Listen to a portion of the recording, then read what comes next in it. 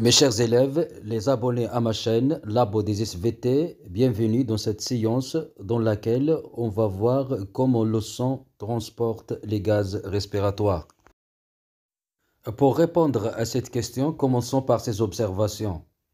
Mes chers élèves, vous savez bien que certains sportifs utilisent des substances dopantes, c'est le dopage, comme l'OPO.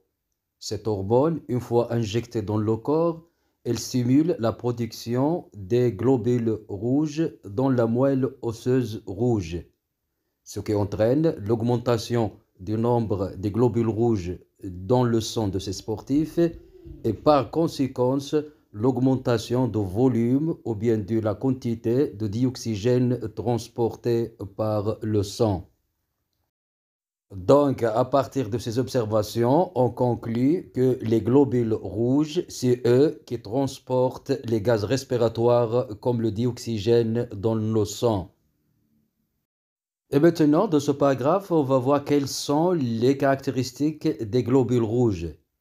En effet, les globules rouges sont des cellules sanguines, sont noyaux et qui contiennent une substance ou bien un pigment rouge qui s'appelle l'hémoglobine. Les hémacées ou bien les globules rouges sont sous forme de disque biconcave et leur nombre est environ 5 millions par millimètre cube du sang. Et maintenant, on va découvrir comment les globules rouges transportent les gaz respiratoires en analysant l'expérience suivante. On fait entrer de dioxygène dans le sang. On constate que le sang prend une coloration rouge clair. Puis dans une deuxième expérience, on fait entrer du dioxyde de carbone dans du sang frais. On constate que le sang prend une coloration rouge sombre.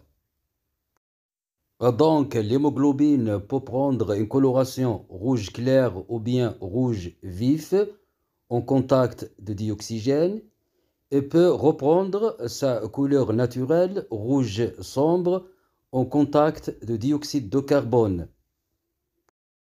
Alors, comme explication chimique, dans les poumons, qui est un milieu riche en dioxygène, le dioxygène se fixe sur l'hémoglobine pour former l'oxyhémoglobine qui est de couleur rouge vif.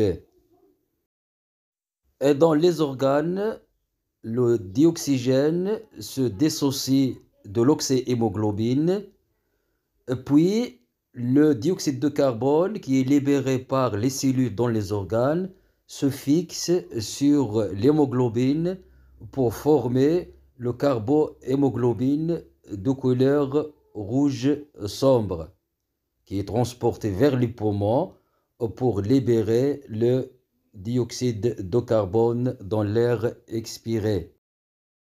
Il faut signaler que le monoxyde de carbone, qui est un gaz toxique résultant d'une combustion incomplète des chaudières domestiques par exemple, ce gaz, une fois inspiré, il se fixe définitivement et irréversiblement sur l'hémoglobine, ce qui empêche le transport de dioxygène chez les personnes intoxiquées par le monoxyde de carbone.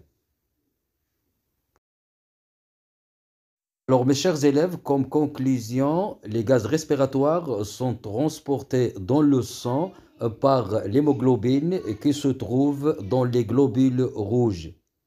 Mais il faut signaler qu'une quantité des gaz respiratoires est transportée dans le plasma sanguin sous forme dissoute ou bien sous forme d'ion. Mes chers élèves, on est arrivé à la fin de cette séance. Merci et au revoir.